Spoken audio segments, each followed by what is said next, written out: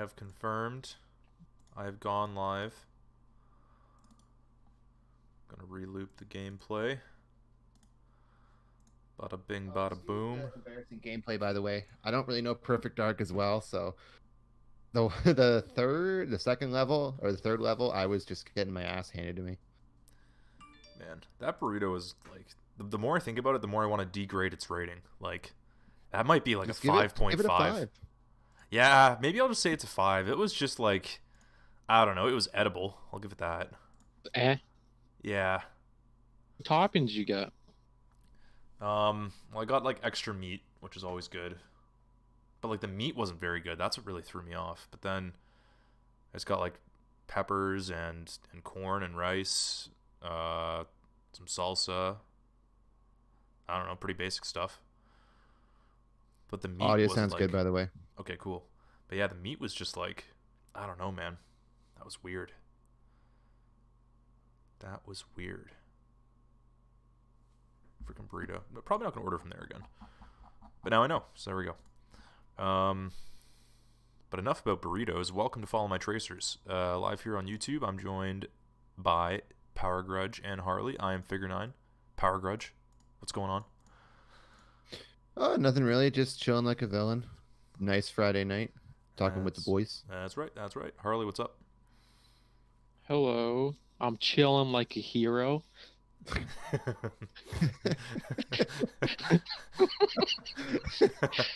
That is all. That is all. This is already a great start to the episode. Yep. What have we been playing this week, guys? I'll be honest, I haven't really played many games at all this week. I've played some Warzone with you guys, and I played a little bit of the Medium, and that's about it. Jim, what have you been playing? So one big thing I've been playing, I'm gonna save it for the news because I have a lot to say about it in the story I have. But I've been playing Perfect Dark as well, as you can see in the gameplay if you're watching on YouTube. And for anybody watching who knows Perfect Dark very well, excuse my, I'll call it childlike innocence because I've only beaten Perfect Dark once on this version, which is the Xbox Live Arcade version, playing on Rare Replay. And I only played the N64 game a handful of times as a kid, so forgive me. But other than that, we've been playing a lot of Warzone this week with our friend Kevin, also known as Supperfish in the chat. That's all I've really been playing. I haven't been doing a whole lot this week, so yeah, I don't know. Kind of a quiet week. How about you, Harley? This last weekend played some Among Us. Oh yeah. Playing Cold War. Need to play a new Zombies map, as well as Warzone with the boys. Then little bit of Magic the Gathering Arena. Really? I didn't know you played that. Yeah. I played it a little bit before, and I've just kind of gotten back into it a little bit, like real casual like. I'm having some fun. Nice. I was always curious about like playing that. Is it like exactly the same as the like the tabletop version? Yeah, pretty much. You know, there's little like some like different little nuances when it comes to like getting cards and such. But yeah, like all their game rules are the same. That's good. You're playing that's on free PC? too, Is right? that Xbox or what is that? It's PC. Oh, okay. It's also on mobile now, so Oh, well, there you go. it's cool. Free, right? But Sure they it's have, free. you know, of course, they have microtransactions. It's Yeah, free to play. So it's a Start you off freemium with game or whatever it's called? Freemium. Yeah, I Premium. would say that it's you can earn stuff free, but you know, there are ways to pay and get like all the cards you want and stuff. It's a good way to play Magic while we can't do that in person, I guess. Yeah, I've been really missing like playing it. Magic. Damn. Maybe I'll get that Yeah, too. it's a good time. It's something different too. Yeah. Yeah, and stuff like that's always good. Like I think I tried getting into Magic with you guys when we had it on the 360 arcade back in the high school or late high school or whatever. But I don't know. I'm not like too in tune with like card games. Like board games, that's fine, but like actual card games where you gotta like build decks, I feel like I wouldn't be able to like build a good one, or I get frustrated too easily because I don't have the best stuff right away or whatever. So Yu-Gi-Oh was different because it was easy to understand Yu-Gi-Oh, but like with Magic for some reason I never got a grasp on it. I could. Magic can be a little confusing. A lot. Sometimes there can be a lot going on at one time. Yeah, the boards can get pretty insane with Magic if there's a big fight happening and there's all these different rules in effect. Yeah. Well, here's the one good thing about the arena is that it keeps track of all like the numbers, like generating of stuff. So like I had a deck that like created like hundreds of tokens. Like I can't really imagine doing that in real life. You'd have to have like a bunch of dice or like a notepad with you to just write it down and keep track of it all. It would like multiply. I don't want to go into it, but it's just really fun. I just picture Makes it a lot easier. Your Murloc deck that I remember you played that one Oh, time, yeah. and you had all those Murloc tokens. But like, yeah, that'd be way easier to track. Way easier to track on. Oh, digitally, yeah, all the counters. Yeah, The counters too. You had to put a little dice on each card. yeah, It's so much better online. In that sense. yeah. Damn, that's cool, man. Good stuff. So a reminder to everyone watching live here on YouTube, you guys are free to comment in the chat, and we're going to do our best to respond to you live during the show. And for anyone watching the VOD later on YouTube, you can leave a comment, and we'll do our best to answer your questions on the next episode, or if you're just answering our question of the week, we'll read those out as well. Now let's get into the not sponsored Fuel Up with G Fuel, which I think is Mountain Dew Game Fuel's slogan, but whatever. What are we drinking today, boys? I just ate, so I'm not having any yet, but I'm gonna have some watermelon, I think, later. What are you guys having, Harley? We'll start with you. I'm actually having, for the first time, I'm having some Wumpa fruit. Oh, you have to tell me how that is. It's good. Oh, It's probably one of my favorites right now, actually. No like, way. Easy. Tastes kind of like some mango and maybe apple or pear, like somewhere in between there. It's like really tropical. That sounds really good. Super jelly you got that. Yeah, Jim, what about you? I'm having I wouldn't say it's my number one flavor. It's probably number 2 or 3 though. I'm having Sonic's peach rings. I honestly can't tell you how much I love it. It's a good flavor. Great. Yeah, when I had it last week for the first time, man, it's top tier. It is top tier. It really separates the G Fuels from the mixed energies, I'll tell you that. Oh no. Although if you want to sponsor us mixed, by all means go ahead, but I'm not help begging us for it. help us prove ourselves wrong with your product. But we're G Fuel stands here. We stand G Fuel. But without further ado, let's get into Infinite Watch. We got some news this week. Gonna play a little clip, as we always do. Oh wow, that's playing off the wrong speaker entirely. Okay. Why is that happening? Yeah, it was like coming through my microphone. Okay, hold on. There we go.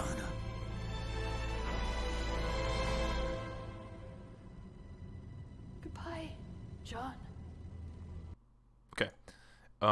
So, can one of you guys talk real quick, actually? Just say something. Test. Hello. Okay, good, perfect. I had to change an audio setting on the fly there. I wanted to make sure that people could still hear you. So, with Infinite Watch this week, there was no real big news or anything about the game, I guess in general, but they did put out a blog post about the esports situation with Infinite, and they're also going to do monthly blog posts on their esports situation, the competitive scene, which I think is interesting. And there's a couple tidbits I wanted to pull out here because I think they mentioned some interesting things. So it's a much shorter post than the actual Infinite Watch from last week. But here's some clips here. So they said, "We believe in cultivating and uniting communities, providing sustained content for fans around the world to watch."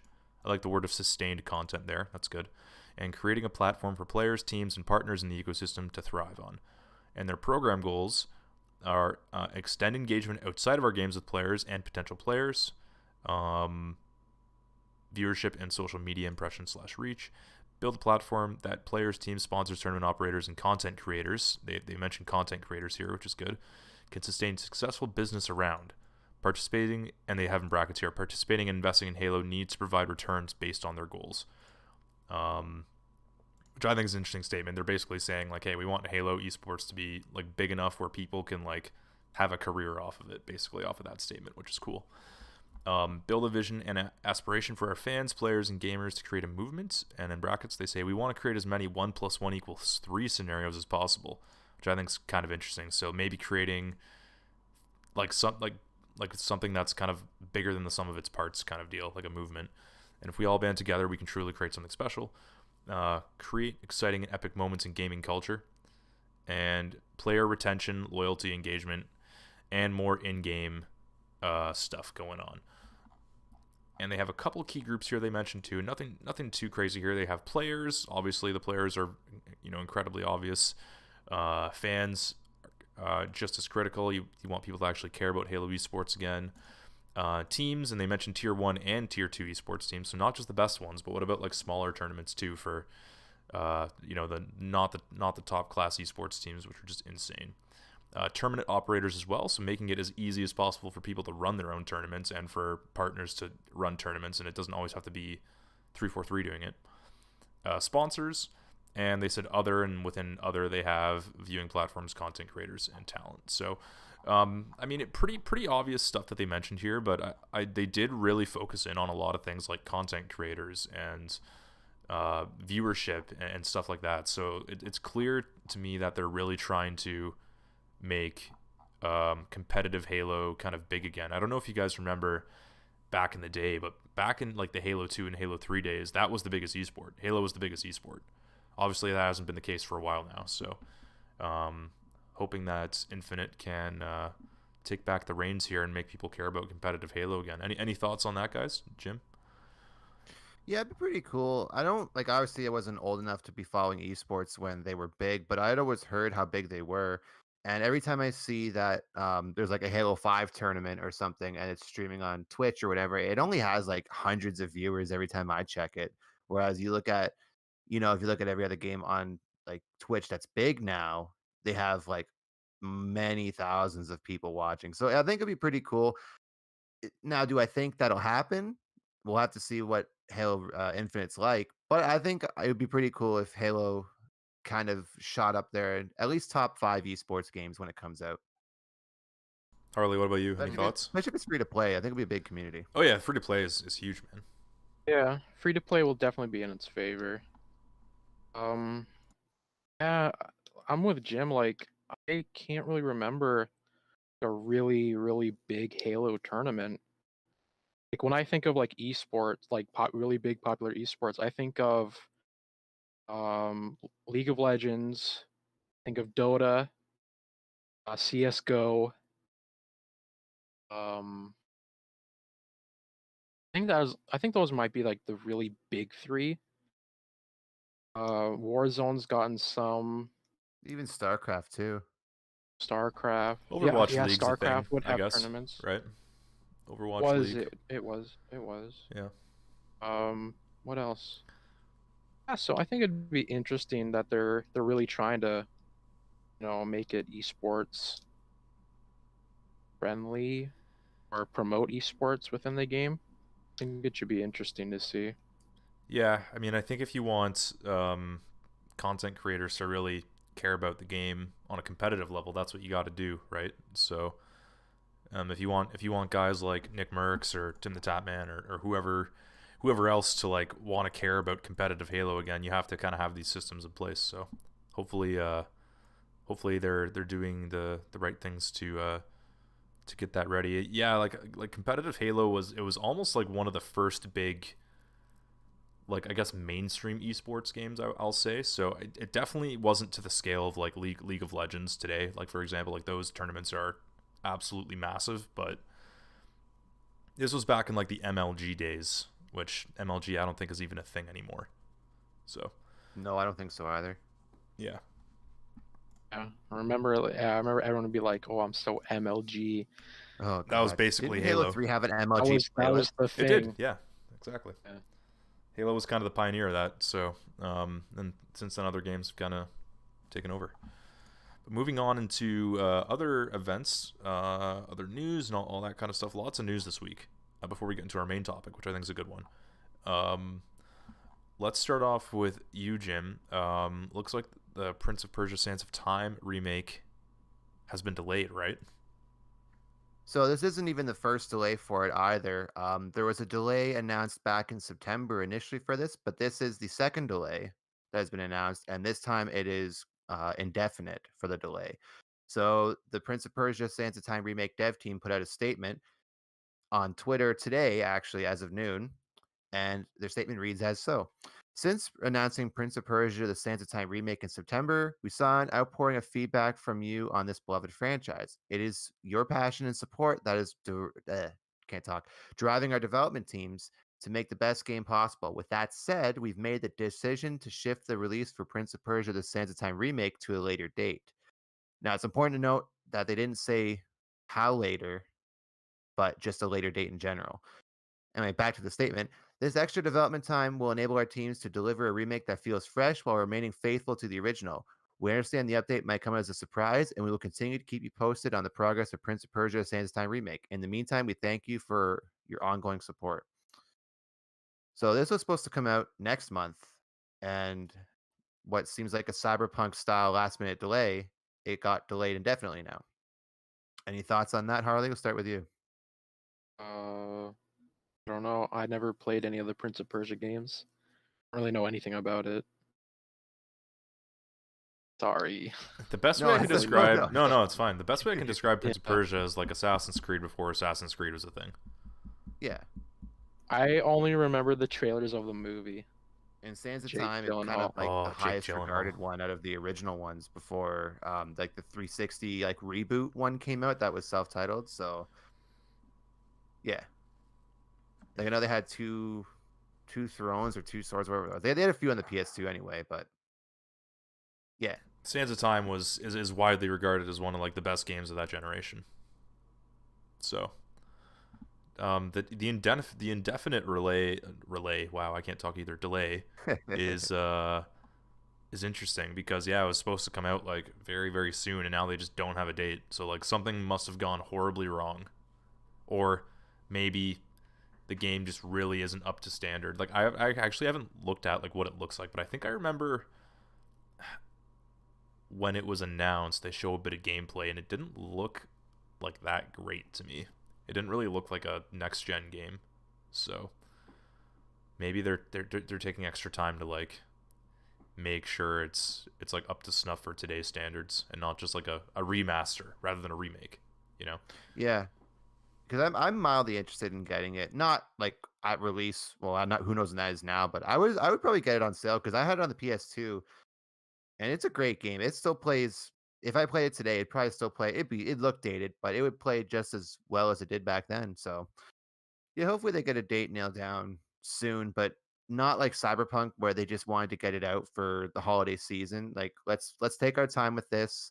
Let's make this a good remake, and maybe this will introduce a new audience and kind of get people interested in this franchise again. And then maybe we'll get sequels or more Prince of Persia games in the future. Yeah, agreed. Um, so moving on from Prince of Persia, looks like EA is gonna keep making Star Wars games, right, Harley? Oh yeah. After Lucasfilm. Oh, what was it? Lucasfilm Games? Games, I think. Yeah, Yeah. Lucasfilm games. So EA was like tweeted, "We love Star Wars. We look forward to continuing our partnership with Lucasfilm Games." Mind you, this was January 13th. We're making more Star Wars games. BD1 is still the cutest. They go on saying how they really liked their partnership, their long partnership with Disney, and they're kind of just like reassuring people that since they don't have this like exclusivity of Star Wars games, it's not gonna slow them down. Um, We got a quote. And we feel confident and comfortable that we're going to be able to deliver great games for the future. So, or our ability to build the appropriate number of games. So, EA CEO Andrew Wilson, I guess he's just kind of saying how they're gonna keep making Star Wars games. Like, this isn't changing anything for them. Star Wars game in general, there's going to be a lot of different developers making it, but they don't plan on slowing down.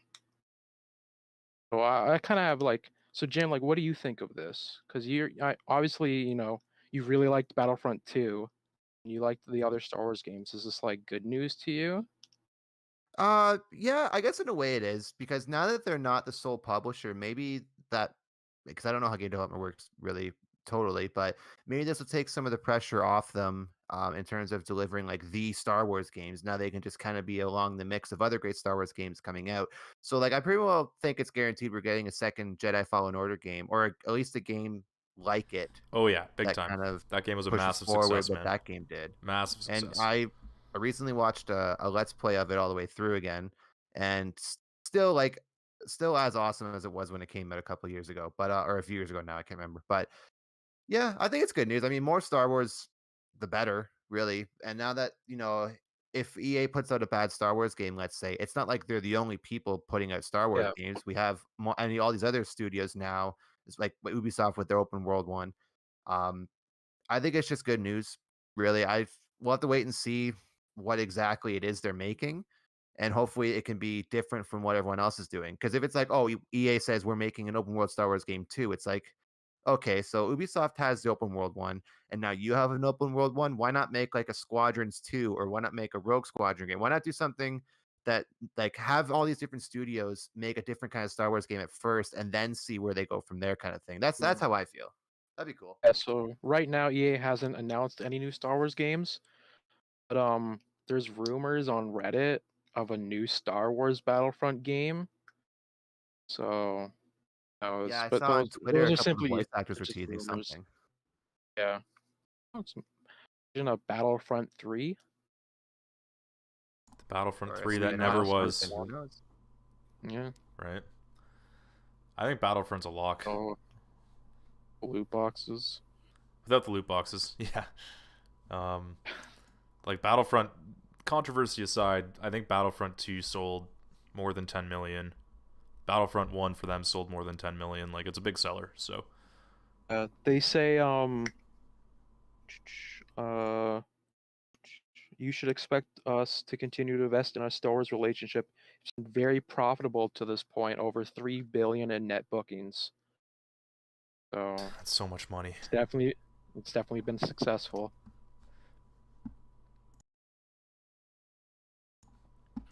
Yeah. That's pretty much all I really had. Just a quick little snippet. Yeah. We'll look forward to seeing what EA is going to keep making.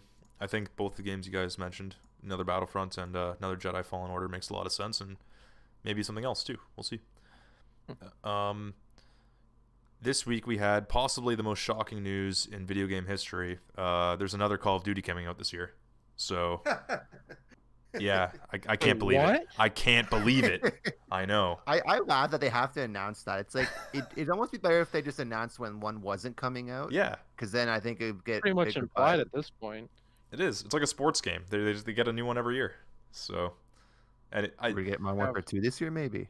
20 developers. So yeah, the interesting thing is obviously, Treyarch did this year. Infinity Ward did last year. Sledgehammer hasn't made a game since World War II, which will now be 4 years.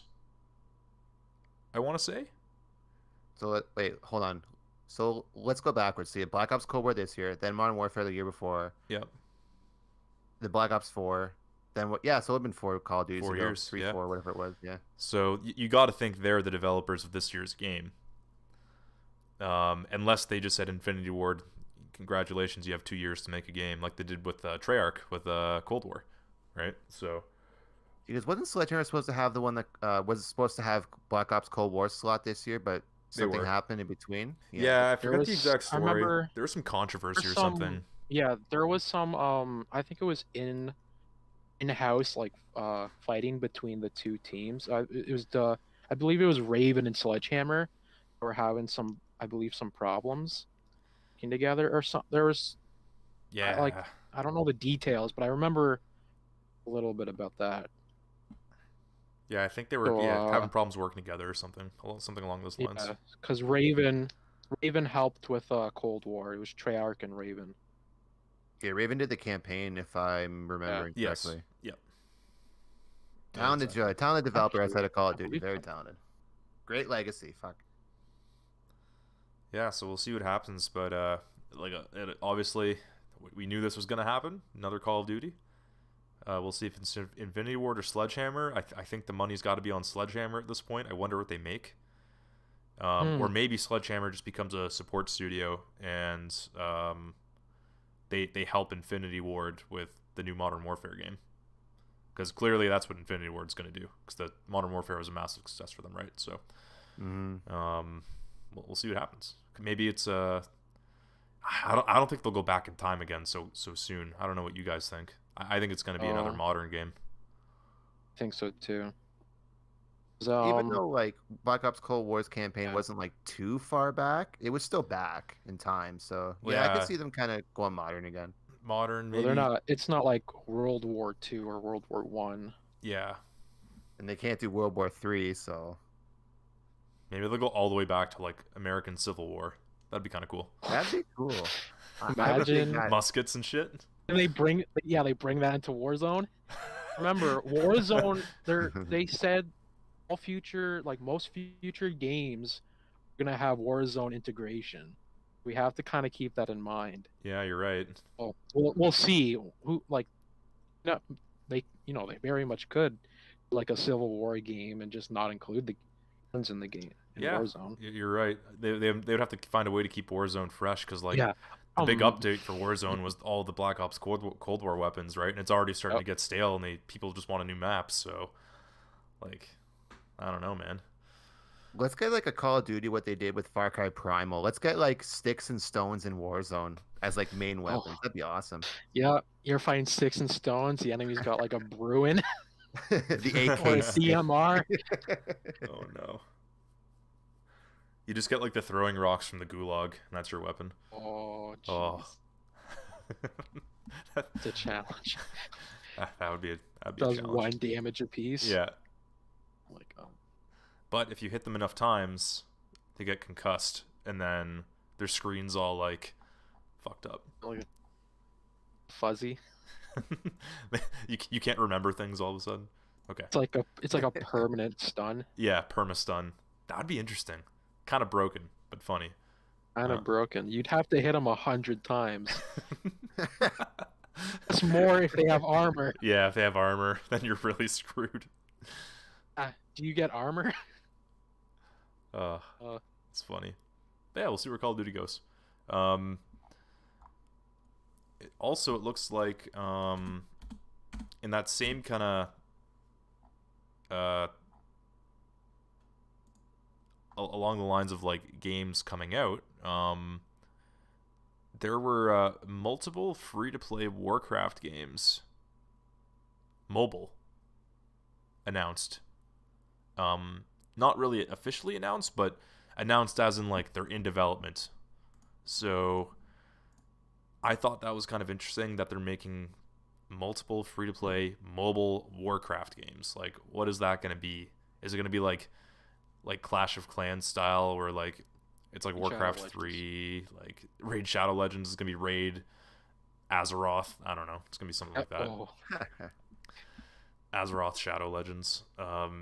But I thought that was kind of interesting that they're going down that route to try to generate some money. So we'll see what those games even look like. I'm not a big fan of mobile games to start, so we'll see what these turns out like. But I mean, that Warcraft 3 Reforged did not turn out well, so they got to figure something out over there. What the hell? Okay, sorry. My one screen just completely froze. Okay, no, we're back. Okay, good. along the lines of last week's episode, the main topic actually, we're talking about GoldenEye. And of course, we were like, oh, I wonder when the whole thing is going to come out. And it came out, right, Jim? So last week, as Tony had just mentioned, we did an episode on a YouTuber. I can't remember his name now, but a YouTuber had posted a full playthrough of this long talked about and long rumored GoldenEye 007 remaster on the Xbox Live Arcade. It was supposed to come out 14 years ago in 2007, and because of multiple rights issues and permissions and everything, it just never was meant to be. Essentially, it was too much of a runaround to get it to work. In the FAQ for that video, somebody had asked the YouTuber when it was supposed to come out, and he essentially said, it's not up to me. I'm not leaking it. It was just given to me, blah, blah, blah. But this past week, I believe it was Wednesday or Thursday, the whole game leaked online. So you have to download an emulator to play it. But the whole ROM, it's essentially like 98% or pretty well done game. Music, sound effects, everything is of the old game, but the visual style is obviously upgraded to 2007 visuals at the time. Um, this is huge news, not only because, as of last week, for years and years, this thing was only rumored to exist, and people had said they owned builds, and people had seen it, and blah blah blah. And then one mission clip leaked online, or screenshots. I can't remember exactly what it was, but uh, this is probably the biggest news for me personally, just because I played GoldenEye growing up, and to this day, essentially. I think the last time I hooked up Man 64 to play it was not last year, but the year before. But still, like I've been playing this game my whole life, and the one thing I wanted was this. And I'm pleased to say I have played it. I've played an hour or two's worth this week, for the past couple of days anyway. And it's wonderful. It's simply wonderful. It's so nice to be able to play something that I've wished for so long. Not that this is turning into a review or a first impressions, but just the fact that this actually came out is still nuts. Now, whether it comes out officially, I'm still gonna say it's never gonna. But the fact that it's actually out online for people to play, or download and play rather, is absolutely crazy. Especially since, like I said, this was no one even knew builds of this game could even be leaked out or anything. And I'd also learned that they tried to get it for Rare Replay as well, but it just wasn't meant to be. So what do you guys think about this? I don't know if I can't remember if you guys ever. I know Tony, you didn't, but Harley, did you play this game growing up a lot or no? Oh, I didn't own an N64, so never. Yeah, I never played any. Actually, did play it at a cousin's house, but not not a lot, like a couple hours. Yeah. I remember it being really fun. I remember like a snow map to do with a submarine, I think. Close enough, yeah. But yeah, it's absolutely bonkers. Like I said, this is like one of the big dreams of mine as a gamer, was just to play this. Especially when I had a 360, and Perfect Dark, as you can see on screen if you're watching, got this treatment. It was so awesome to think that, GoldenEye might have this treatment one day too. And even though it's not officially, it's through an emulator, granted. Um, I still am in disbelief. Like, I was in bed, ready to go to bed, and I saw the news that it leaked to the public. I jumped out of bed at like 9:30 to download it and play it. Like, I wake up at 5 for work, but here I am playing GoldenEye till like 10:30, 11 o'clock. So whatever. Tony, what do you think about this? I didn't think it was going to leak so quick. Like, fully. That's crazy. Um, yeah, I mean, I don't know if I will download it and play it personally. I'm not a GoldenEye super fan. I don't have super fond memories of GoldenEye just because I didn't own it, didn't play it too much, just kind of played it at friends' houses. But still really cool. I'm glad it's out. I'm glad people can play it. Maybe this will light a bit of a fire under the GoldenEye kind of license, kind of maybe the franchise, and maybe there's a way, maybe there's a world in where this actually comes out on an official basis if there's enough traction. But for now, I mean, it's great that it's out and that people can experience this game that was basically done. So I think that's really cool. A nice little piece of history. Before we move on, the one thing I thought was kind of crazy. So when Halo Anniversary came out, or Halo CE Anniversary, you could hit the back button and switch the graphics to the classic graphics or the remastered ones. So this game was doing that a couple years before. So this could have been the first game that I've ever played, or maybe in general, I'm probably wrong, but in general, this is this could have been one of the first mainstream games to have that feature.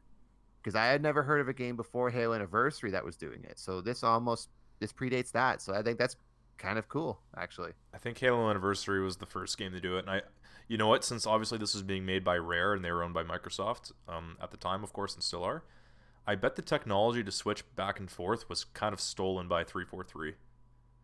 Not in a bad way, but they were just like, you know, hey Rare, like we saw you were doing this cool thing with GoldenEye, like, can we, like, how'd you do it? You know what I mean? Like they probably took it from there, which is kind of cool to see, you know, kind of the start of that feature, which is obviously an awesome feature. It's really cool to do that in MCC to this day.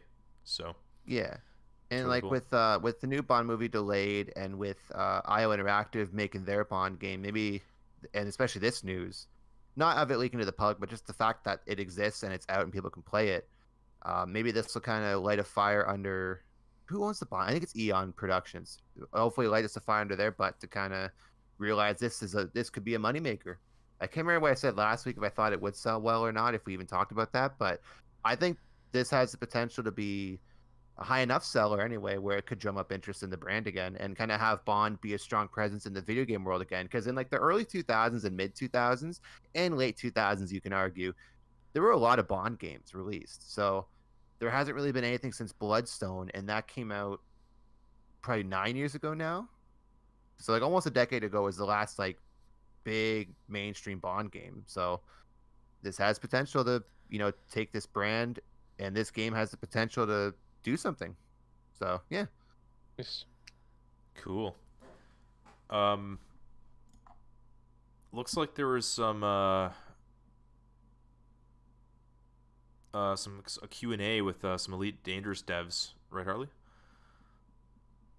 Oh, yeah, there was a small Q&A. I was kind of just talking about in Elite Dangerous, there's a new expansion coming out where you can actually get out of your ship, Yeah. and that Q&A was just kind of asking some questions like what kind of planets can we actually set foot on and stuff like that. And they were saying, there are factors like temperature, gravity, like atmosphere and stuff like that, but they're saying that there is like, I don't know about this number, but I think the number 20 billion was thrown out. I believe Jeez. this is just like a Oh my god. It sounds like No Man's Skies promotion all over again. It kind of sounds, yeah. I don't know about that, but they were saying that there's going to be a lot of planets that you can get your feet on.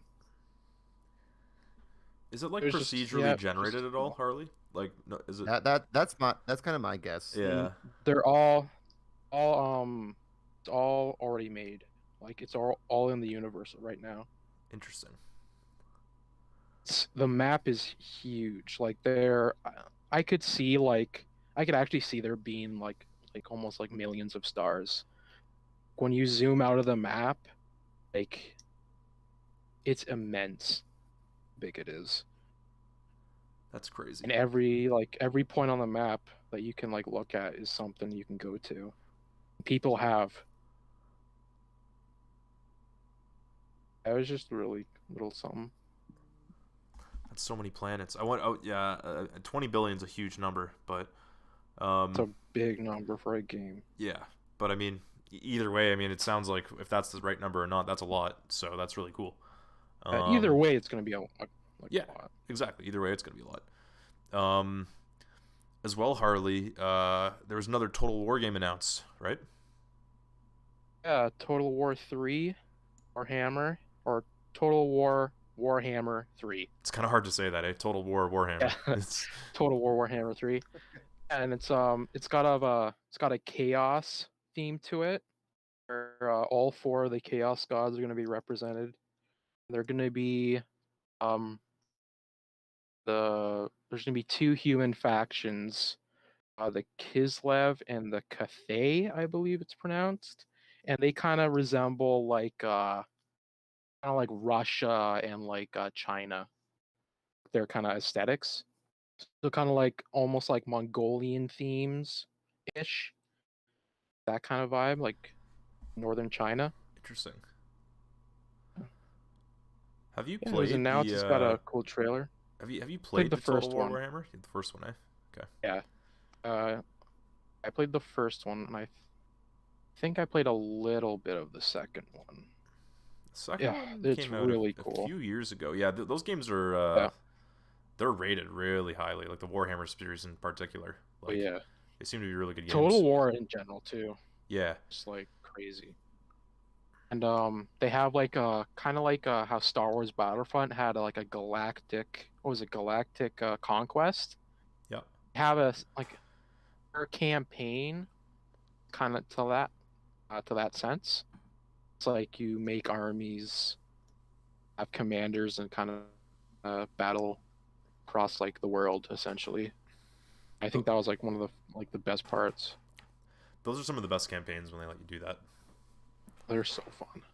So you can kind of like play them like over and over and over as many times as you want, because you can like go about Yeah, doing things so differently. you can go about it different things. You can play different factions too. Yeah. I think in the second one there, I think there's like 9 factions you can play, or I should say 9 races, and then each race has a faction. Crazy. I always wondered why they didn't do a 40K Total Warhammer yet. I guess they have Dawn of War. They do, but the last Dawn of War game was Dawn of War 3, and that was not it. That was not it, Chief. So the Total War series seems to fit Warhammer perfectly. Yeah. You know? It'd be interesting to see them do like a modern or sci-fi setting. Well, most of it's all been pretty medieval, other than Napoleonic. Yeah, where they have like some guns and stuff. Yeah, they have muskets. Yeah. That would be cool. Yeah. We got some other little like pieces of news here. I'm just gonna fly through these because they're not massive things. I guess we can stop and talk about a few of them. So, Diablo 4 and Overwatch 2 are both not coming out this year. That's been announced. So Diablo 4 seems like it's been in development forever. And I don't know if you guys remember Overwatch 2, but for some reason they announced Overwatch 2, but that's not coming out this year. I remember Overwatch 1, so yeah. I keep quite a forgetting bit of- Overwatch exists, to be honest. Played a lot of that actually. Oh, I played a ton of Overwatch, but Is it still super popular or no? yeah, it's still it's popular. Like I guess maybe not like in like the streamer kind of community, but there's still a lot of people that play it. I just don't understand why they're making an Overwatch 2. Like, what are they going to improve on?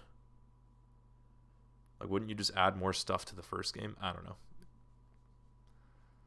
I do not know. Maybe it's just going to be. Maybe they're going to do something that I'm not really thinking, but I just don't understand why Overwatch 2 is a thing. Make it a MOBA. Make it a MOBA. Exactly. Overwatch MOBA.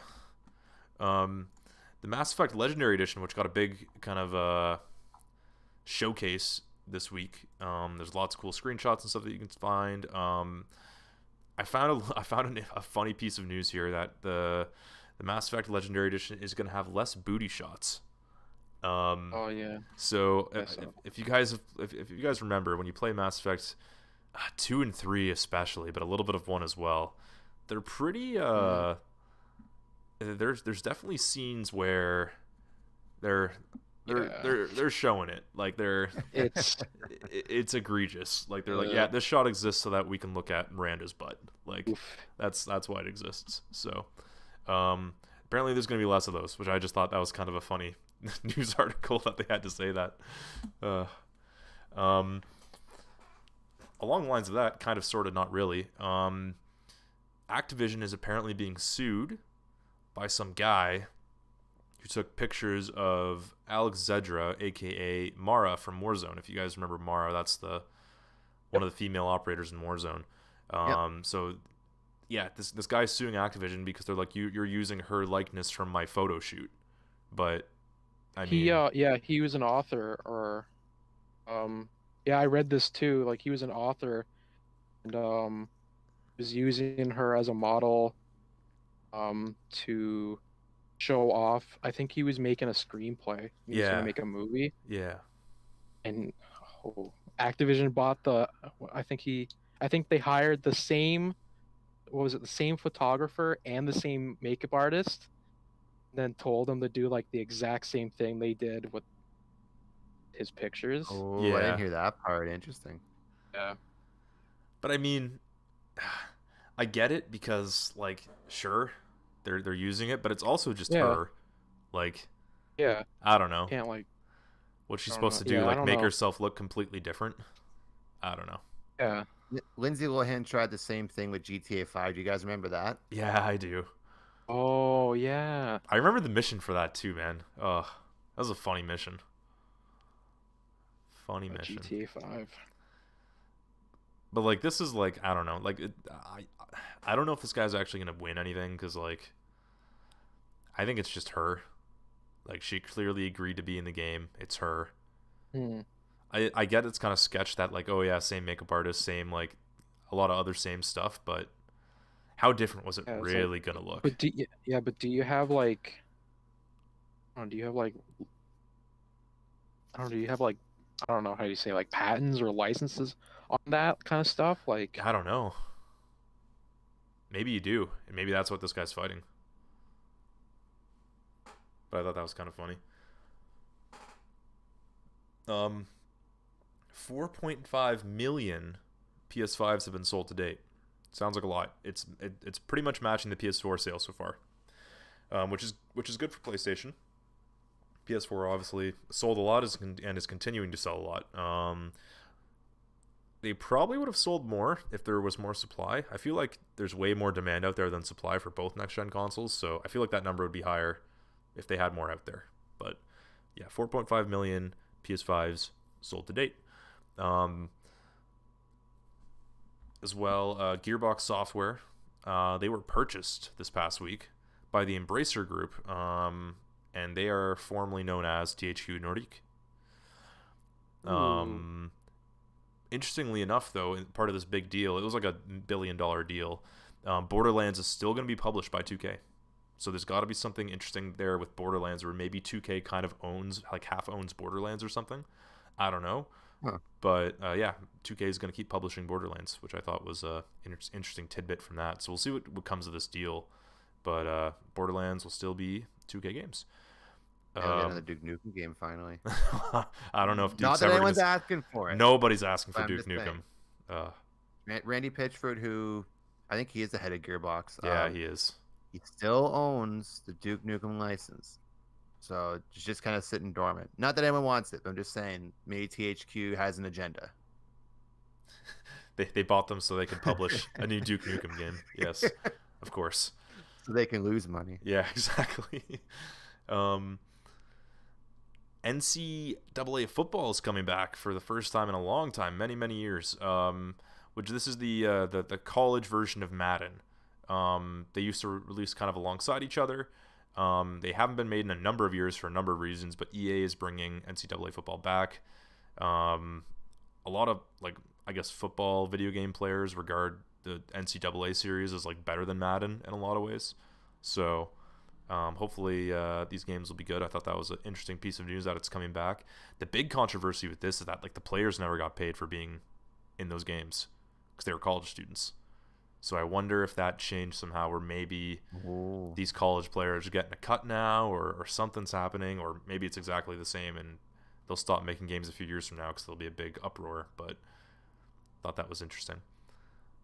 Pokemon Sword and Shield has outsold every single Pokemon game since Gold and Silver, which is Gen 2. So it's officially the third, the third best-selling Pokemon game of all time. If you count both of them together, which you do for every Pokemon gen. You count Red and Blue together, you count Gold and Silver together, you count Sword and Shield together. So it's sold 20 million.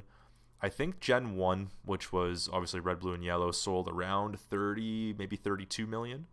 And then Gold and Silver was somewhere in the 20s, and now, yeah, Sword and Shield's 20, and it's probably going to grow a little bit more. So clearly a very successful game for them.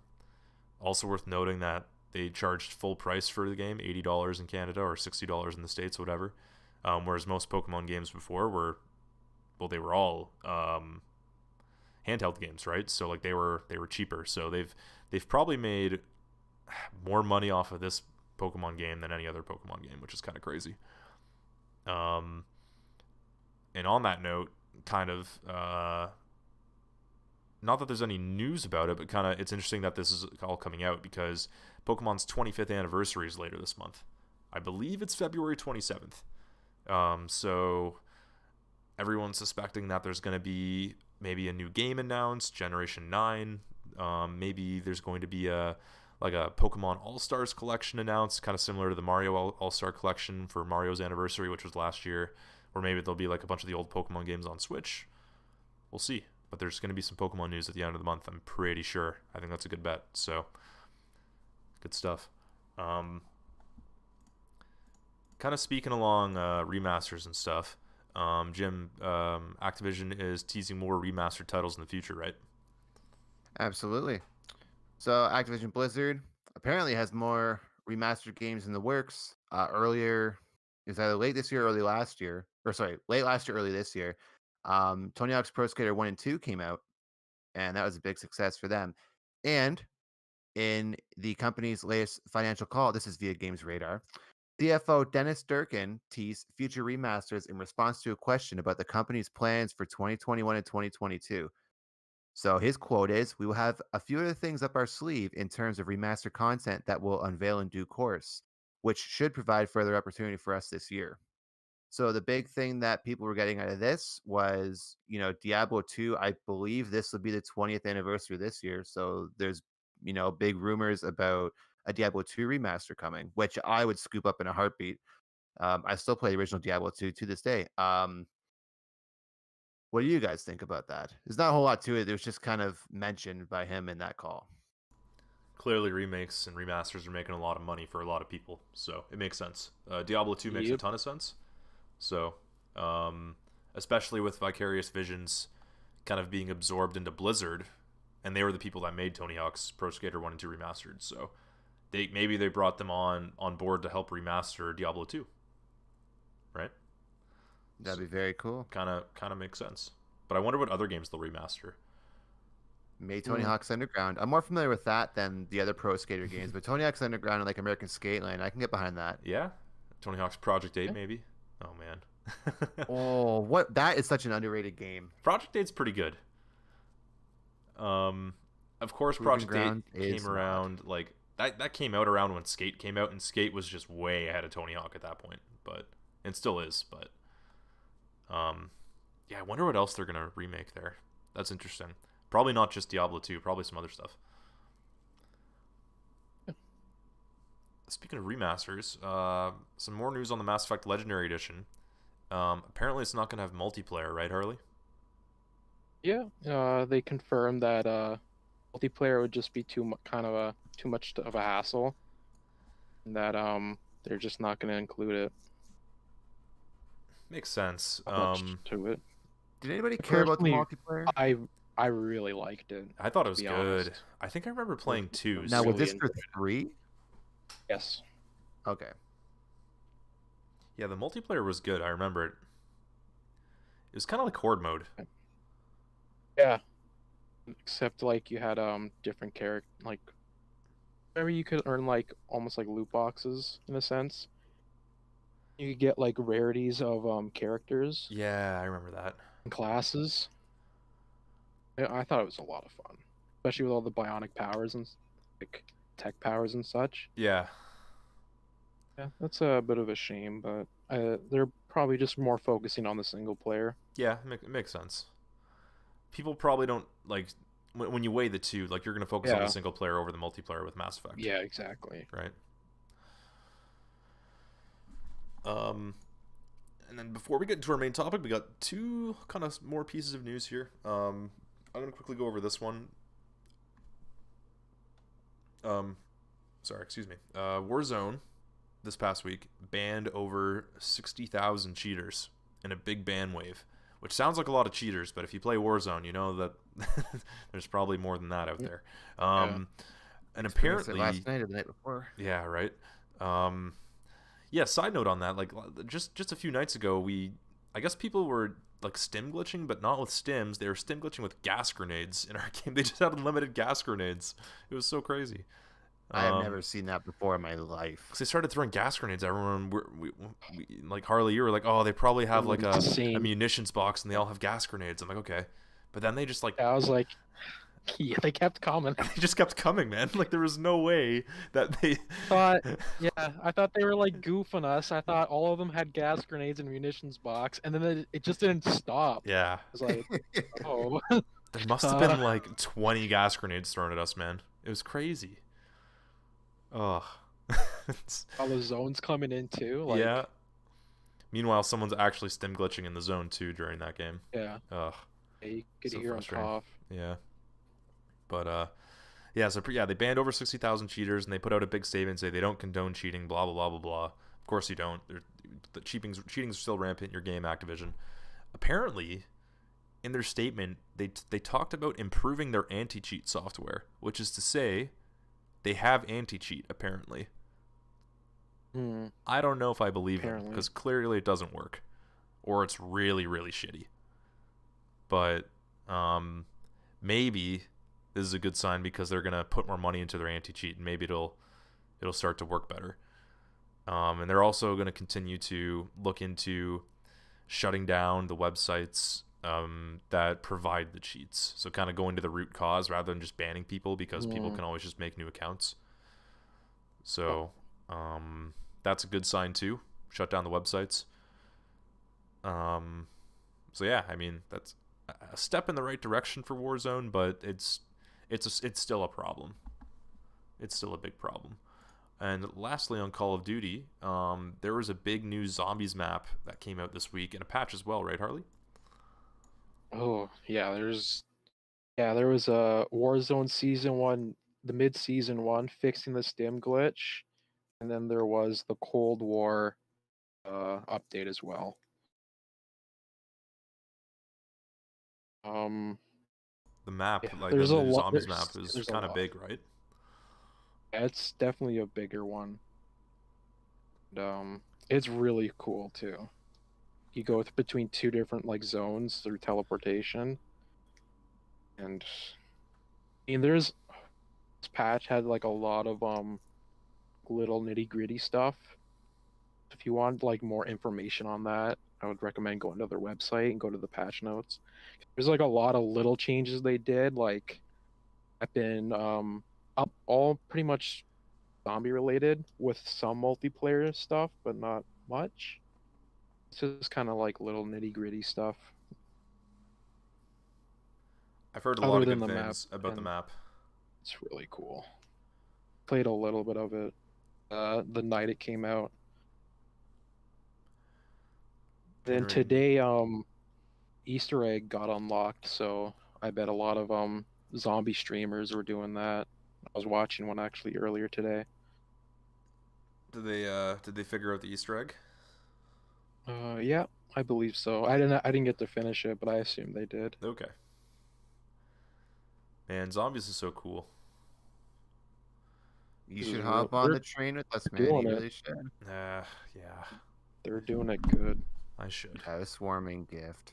No. Yeah. No. Yeah, check's already in the mail, bud. Don't you worry. Check's in the mail. No. Frig off. Yeah, I mean, yeah, the zombies thing is cool. Patches are cool. Generating a lot of buzz online that it's like one of the best zombies maps in a long time, which I think is really cool. So hopefully we can all play that at some point. And Jim, that doesn't mean you have to buy it for me. Do not take that as you need to buy it for me. Like I said, check's in the mail. No. Moving on to the main topic, which kind of fits the theme as a lot of stuff we were talking about, which was remasters. There's been a lot of cool remasters these last few years, and even just thinking about Mass Effect now, and of course Prince of Persia being delayed, and all sorts, and Activision kind of teasing more of them. It kind of begs the question, like, what are some games that you guys would like remaster? I think it'd be cool if we all kind of went around the table and we each kind of said one. We'll go like kind of round robin style, you know what I mean? So Sure. I'll quickly start with one of mine, which I think should be obvious just based on me talking about Halo Infinite every week, and that is a proper Halo 3 anniversary, akin to Absolutely. what Halo 2 anniversary was, because Halo 2 anniversary is, oh, it's so good. It's so good. To this day, looks absolutely gorgeous, and really breathes new life into Halo 2. They did such a good job with it, and I think Halo 3 absolutely deserves the same treatment. Obviously, Infinite's the priority. I get that, but I do think that Halo 3 at some point should get a proper remake, not just remaster like with the up-res textures and all that, which they've kind of done already with MCC. Full from the ground up. Harley, what about you? One game. I have a couple circling my head right now. I almost want to say Dragon Age Origins. I think I'm gonna go with Lord of the Rings Battle for Middle-earth 1. Ooh. It's definitely an older RTS game, but as a kid, it was probably one of the games I played on my super old, like janky desktop. I could barely do anything. Man, I played the crap out of that game. It's kind of been a while since, other than Shadow of Mordor, I think it's been a while since we had like a Lord of the Rings game. And in sense a Lord of the Rings RTS game. So yeah, I'd like to see that. New graphics, new gameplay, new factions and such. Probably be my pick. excellent choice. Jim, what about you? So I got a few here. So the first one that jumps out to me, I know there was a Nintendo 3DS version, but it didn't really do justice to the original game, if you ask me. It was fine, but some of the the DS gimmicks, like especially the microphone, got integrated in a kind of a weird way I didn't really care for. But I think it's time now that Rare is owned by Microsoft. Or I don't know if Rare made it actually. Now that I'm talking stupid, but I think we need a proper Diddy Kong Racing remaster. I really think we do. I played a lot of Mario Kart growing up, but I played just as much Diddy Kong Racing growing up, and I almost prefer Diddy Kong. I almost do. Like Mario Kart's very fun. Mario Kart definitely nails the gameplay of a kart racer, but I kind of like the idea of having like a hub world to drive around in, having planes, essentially planes, trains, and automobiles, whatever you want to say, like the saying is for vehicles. Just the variety in that game was cool, and all the different boss battles and everything. I think it'd be cool if we got like a kind of in the same vein of like the GoldenEye Xbox Live Arcade, and even Perfect Dark, which you can see on screen right now.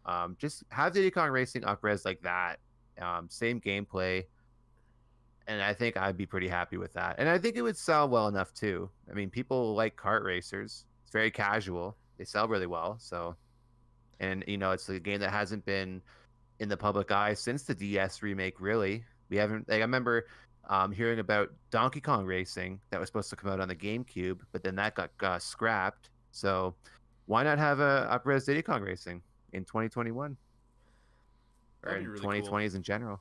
That would be cool. Diddy Kong Racing was always one of my favorites too. I agree. It's interesting with Diddy Kong because obviously it would have to be on Nintendo system because it's Diddy Kong. I wonder if it would come out on anything else, and I wonder if Nintendo would care to make it because Mario Kart is there. Like, do you want to make a product that competes with your own product, kind of thing? Okay, it was Rare. Good. Okay, I was right. Yeah, so Rare did develop it. So yeah, I mean, if they can get Banjo-Kazooie in Smash Bros, why can't we get a remaster of a game? Like, I mean, they did it with Mario, like we mentioned earlier. So why can't we do it with Diddy Kong? Well, again, they'd be competing with their own product. I think Which that's sucks, but yeah. I think that's the big reason why they wouldn't. But I agree. I think that would be really cool if they did. And like, think about even like I think something that really relates to it is the Crash Team Racing remake, which came out recently, and like that's not even just up-res textures, not like it's like a full from the ground up remake of Crash Team Racing, and I think also Nitro Refueled, which I think was the sequel for it. but like it plays exactly like the original, and it's like a one-for-one remake of the original in a lot of ways too. So I feel like they It can is do that very with. good. They should do that with Diddy Kong too, man. I agree. Diddy Kong Racing was so much fun. I have a lot of good memories of that game. I guess it's my turn now, so I'm gonna say another one here. I've mentioned this game a couple times before in the show. Gladius is one of my favorite games when I think about classic kind of GameCube and PS2 games and stuff like that. Um, Kind of like an XCOM style game, but it was medieval. Um, I think Gladius could definitely do with at least a remaster where it's been up-res to 1080p and all that good stuff where it actually looks good on a modern TV. Um, but I think Gladius would be a fun one for me to actually get a remaster of. I'd be really excited about that. Did either of you guys play Gladius? No, I remember seeing it at your old house though. Yeah, I don't think I ever played it. I think I just saw you play it, but I honestly like. Was there ever any more than one, or was it just the one? just it was a one-off. Yeah, What about you, Harley? Yeah, I don't know. I think I ever played it. it's a pretty niche game. I don't know if it was ever a big seller or anything, but that would be a contender for me. Harley, on to you. Do you have another one in your head? The remaster or remake? I guess either or. Fine line. Consider There's like a gray area with it's that. it's kind of as I said with Battle for Middle Earth. I'd be fine with either actually, remake or remaster. But another game, like I said, I'd probably like Dragon Age Origins. Get let's say a remaster at least, some better graphics, because actually actually kind of holds up still. Man, I that's another game I really liked. It, redone or remastered, I should say, with Origins is better so good. graphics. Uh, almost 100% of that game, but Nice. so hard. I recently watched some guy speedrun Origins on Oh, SGDQ or sorry GDQ, whatever it was, the winter one.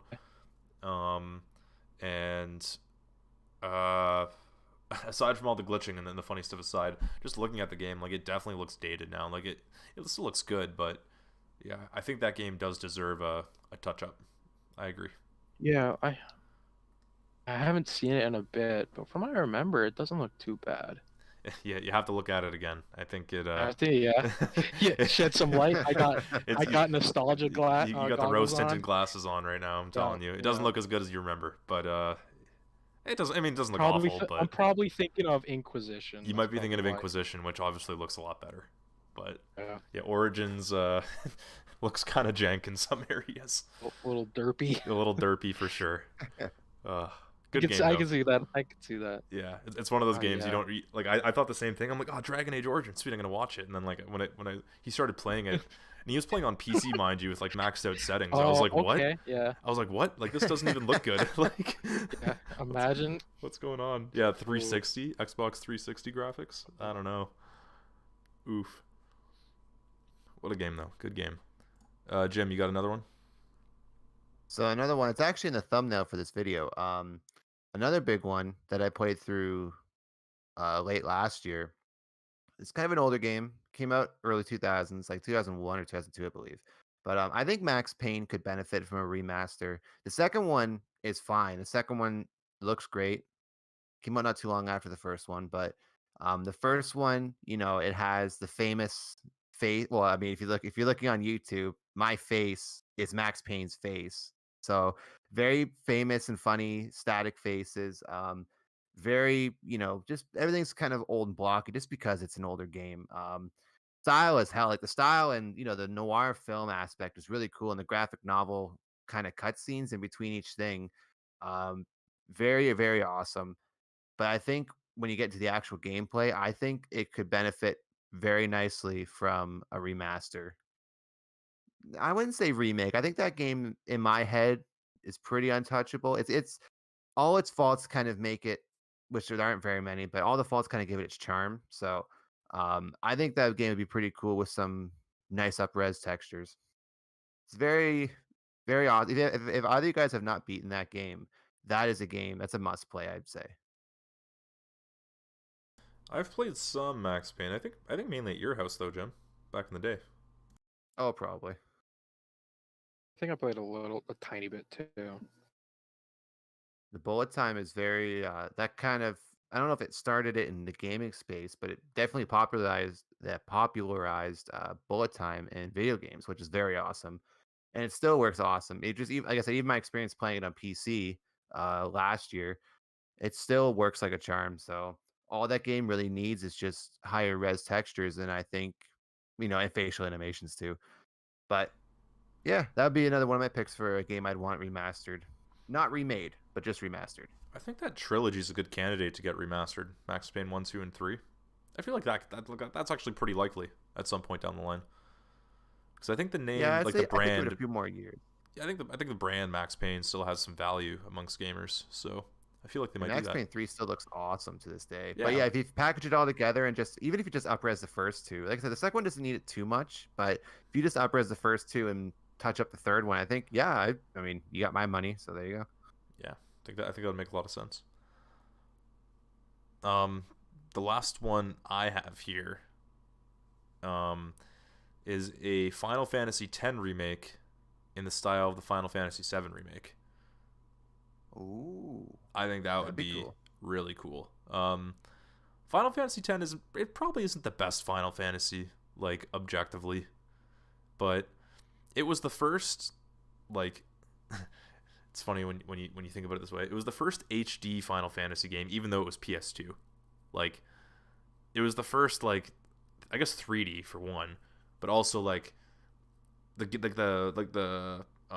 what am I thinking of? Like the assets and the stuff for that game were actually HD when they made them. And obviously they were compressed down to PS2. Um, which is part of the reason why it still looks really good to this day, even though obviously it's been remastered already. I want a remake of it, like Final Fantasy X style, like Final Fantasy VII style remake, where it's from the ground up and it's absolutely gorgeous. I think that game deserves it. It certainly has a very special place with me. It's definitely my favorite Final Fantasy, and I think a lot of other people feel the same way. Where it's maybe it's not the best one again, but it's a lot of people's favorites. Um, I think that game would be really cool to do. Plus, it's just a beautiful world. Spiro's real beautiful. So that'd I be have really. very fond memories of trying to rent it from Blockbuster, and my dad had to drive my brother and myself back, I think 2 or 3 times just to get a disc that actually worked, because it was getting rented out so much, people were scratching the hell out of the discs. So, There you go. and There then we you go. finally got the game to play it. I think we played it for like an hour, and then we stopped. So Oh, I didn't like experience it until later on in life. But yeah, I agree. I like Final Fantasy X quite a bit. From I didn't beat it, but I got close enough. We got stuck at a certain part, and then I gave up. I do that with a lot of games, I'm finding now. But whatever. You don't have to beat a game to enjoy it. But yeah, that's my last pick. Harley, do you have another one up your sleeve or no? yeah, I could say, uh, I don't know if do you guys remember the old Punisher game for the Oh my original god. Xbox? I'd Oh my want to god. see Bring that on that a back. remaster. I don't know if I played That that. was that game was so fun. It's kind of looking back at it now. When you mentioned Max Payne, I don't know why, but it kind of made me think of this game. It's kind of like today's Hitman games, except for like the disguises and such. I don't think there was disguises, but there were like I don't know how well they could. It would definitely be a mature game because you do some like gnarly Oh stuff. yeah. If you go on Like YouTube, I used to always watch oh the death compilations. They're so yeah, funny. Oh god. they can be crazy. Like put someone's head in a deep fryer. Like It's like the opposite end of the spectrum from Manhunt, where Manhunt went for like realistic, like brutal, like almost uncomfortable to oh, watch okay, kills. Like the Punisher was just like over the top. yeah, I'd like to see that as a remaster.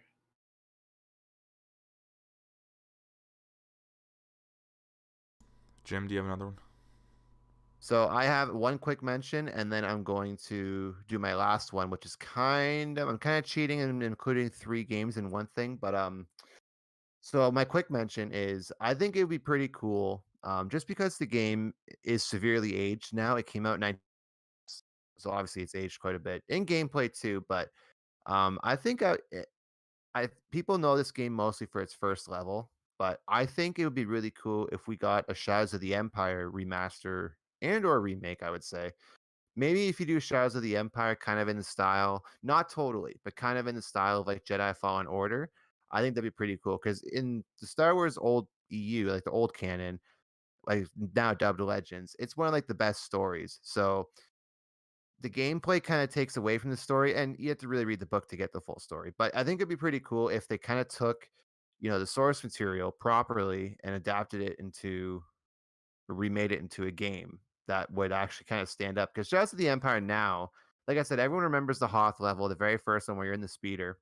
And then after that, you do a lot of platforming, and there's some on rail shooting sections in space and all that, but it's more remembered for the opening level. So if they can, tweak it and make it fun, that'd be pretty cool. But anyway, my big pick, it's also in the thumbnail for this video.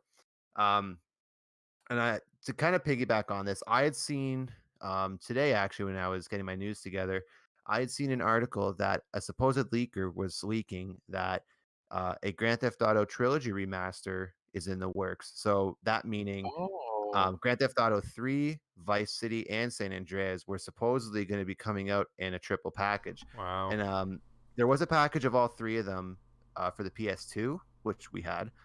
And I think it would benefit greatly from a remaster because Grand Theft Auto 3 was one of the first 3D open world games that worked.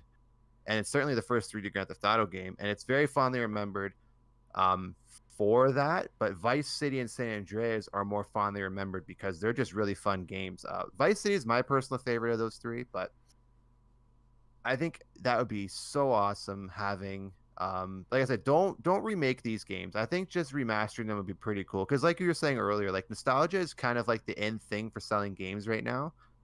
Crash Team Racing was successful. You just said another one too that I can't remember. Tony Hawk's Pro Skater 1 and 2 was very successful. And it kind of shows because when they made Pro Skater 5, it wasn't that great, but 1 and 2 remastered, great stuff. So I think Grand Theft Auto, even though 6 is supposedly supposed to be in development, there's no concrete news on that. There was a flurry of news like a month ago, and then now it's all gone silent, really. But I see more news about this supposed remastered collection coming out. So I think that would be my last pick because I would certainly play those games any day of the week. I'm the other way around. I would love a full remake of Vice City.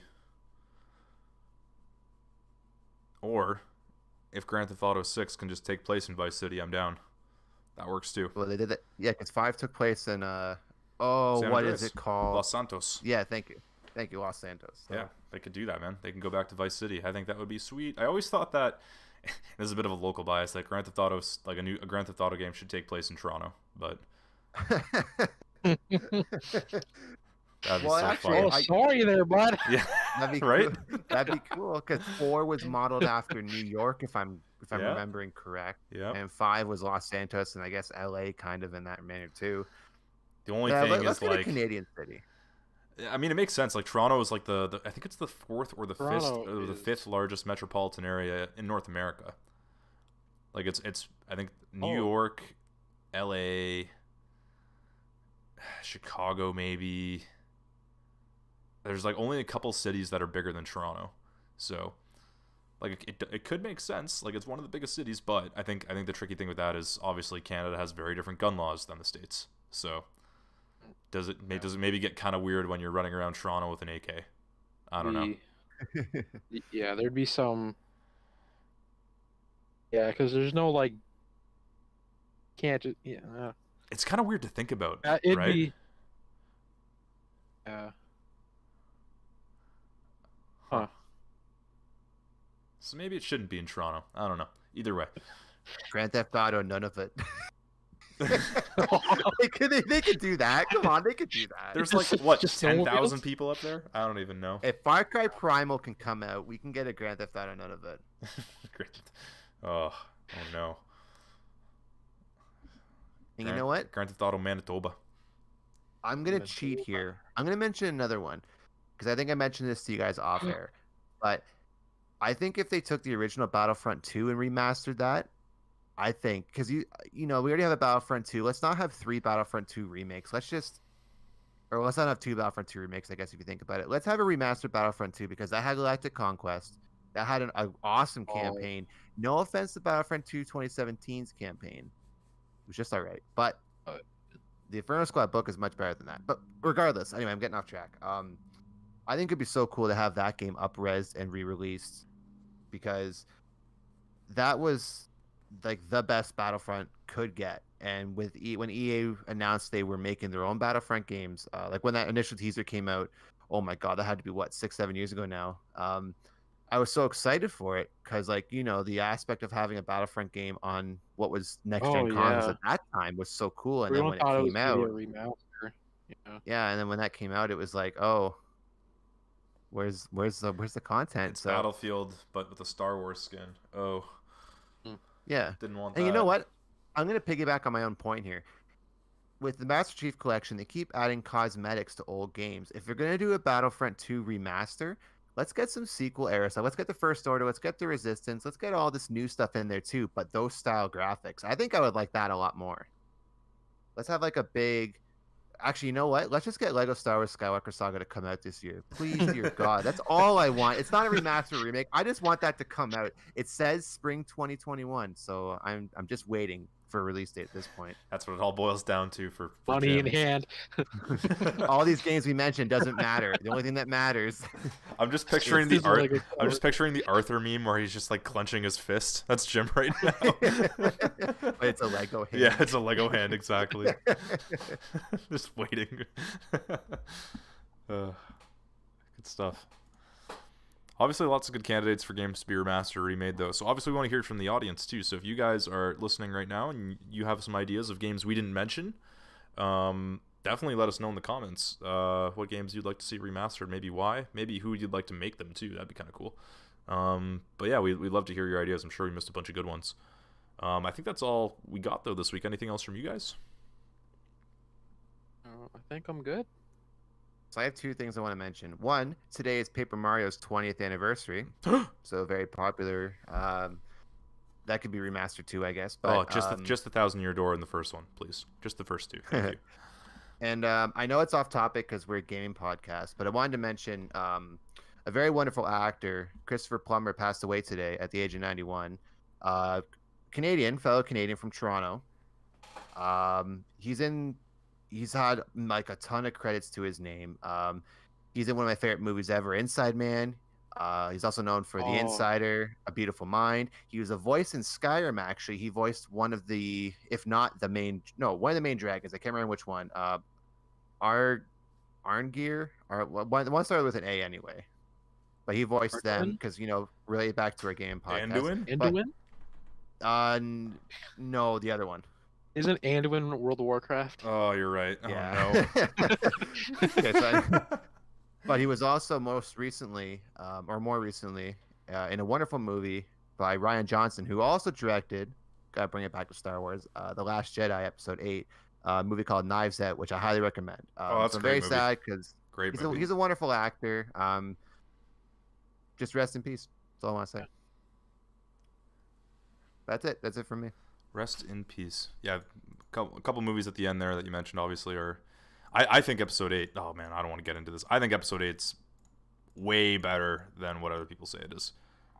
We should have an off-topic wildcard episode where I just rant about Star Wars. No, not rant. Well, we'll start the episode. We'll introduce ourselves, and then Harley and I will go on mute, and you can just do your thing. Maybe one day, but I'm gonna need to prep hard for that. I mean, will you though? No, not really. Yeah. But You need to. Hey, when we did the Star Wars episode for gaming, I felt like I just was a motor mouth. I didn't stop talking. Imagine if with the movies. Oh my god! Don't wait. Okay, that's for another day, maybe. We'll have a special. We'll have a Star Wars special where we'll go through every Star Wars movie at some point. Well, you know what? I'm gonna call this now. One day, we're gonna have an office. We're all gonna be sitting around a table, in person. Oh no! And you will see my visible excitement. That will make the episode a lot more special. At the Follow My Trust Tracers like executive office. Ooh. Yes, a small janitor's closet will rent Yes. on overnight weekends. Nice. We'll like get one of those like U-Haul storage crates, brooms and- and we'll just like jump in those. Oh yeah. Hey, off like topic storage. again. That's one of my goals. I think it'd be pretty cool if we got like an office, fucking content house, I would content room. like to do really. the podcast in person. I think that would be. I think it's so difficult doing it. Like over the internet. I find sometimes, but Hopefully, better to you know, use. yeah. not even that. It would just be nice to. I think it's a lot nicer having conversations in person than it is. That's Not true, that this too. is wrong. Like this is awesome. Like we talk on Xbox all the time, and I mean, we actually talk. We don't just we don't be stupid. Wait, we are stupid on Xbox, but like we actually talk to each other. So imagine this in person. Like I can actually get up and like get visibly agitated at stuff, and I can make eye contact and like really convince you of something with just looking at you. But yeah, whatever. I agree. I think it'd be good to do this in person one day. But that is for a future episode when the pandemic is no longer a thing and we got our shots and everyone's happy and healthy. But until then, until that day, we'll keep doing it digitally. So, already episode 12. Crazy. Technically episode 13, but episode 12. Hey, We're- stick by the number. We're approaching 20 fast, boys. Oh. Oh. But on that note, I wonder where next episode will be. I don't know. We're going to figure it out sometime next week. But until then, Harley, you got the socials? Yeah. Right. Sorry. Oh, jeez. All right. If you Well, like maybe there this won't be a content- next week. If you like this content, you can subscribe to us on YouTube. Also like the vid because that helps a lot. You can follow us on Facebook at Follow My Tracers. Also at Twitter at FMT Show. And, where can they find you? Let's go with Tony. You guys can follow me at Figure09TV on Twitter. That is Ooh. the Figure 9 song off of Meteora, Linkin Park's album. And on Twitch as well, at Figure, or not at, just Figure 9 on Twitch. I'll be streaming lots on there. I streamed a little bit last night, played some Pokemon. I think I'm going to be playing some Halo 5 next week because I want to grind and get to 152. So I'll probably be playing some Halo 5 on stream next week. So come join me. Topic and off the side, I saw there's a video there's a guy who did a spreadsheet how long it will take you to get to 155 at this point. Oh no. I don't want to know, man. Yeah. What level are you? I'm 120. Dude, you got to be playing like 10 games a day. Oh. Or some I think he was doing it at 110. You might have Okay. a bit of advantage, but I mean, that was also months ago. the fact Little tangent. yeah, I mean the fact remains that it takes the same amount of time to get from 0 to 151 as it does from 151 to 152. So, It's crazy. I'm not even halfway there. You can do it. Ugh. All night streams, 24 hours. I mean, if I start streaming Halo 5 a lot, like multiple days a week, playing a bunch of games, might be doable. Throw some double XPs in there. Right? Yeah. Yeah. Get some those bonuses. Yep. Back on track though. Jim, where can they find you? I just want to make a side note too. For anybody who remembers, I emailed Lucasfilm for a possible sponsorship. Wait, well, we didn't do that on the podcast. This is new information. Okay, so back when we did the Star Wars Emergency. episode, I was so wound up. I was like, you know what? I know they're never going to answer, but I emailed them 2 weeks ago. At this point, I never heard back. Of course not. I don't think it's going to happen. But if you want to find me, Discussing Search us Power with Grudge. the board. no, I'll email them again. I'm going to keep hounding them until they say yes. If you search Power Grudge on Steam, on GOG, on the Epic Games Store, on Xbox, mainly on Xbox, really, you'll find me there. Feel free to follow me. I'm hoping I was supposed to do this last week, but when I got called in for work, it kind of screwed me up. I'm hoping maybe next week or the week after we have a theme song. So, look out for that. I have it in my head. I just have to get it down. So. It's exciting. Well, until next week, we are Follow My Tracers. Everyone, have a good week. Bye. Good one. Bye.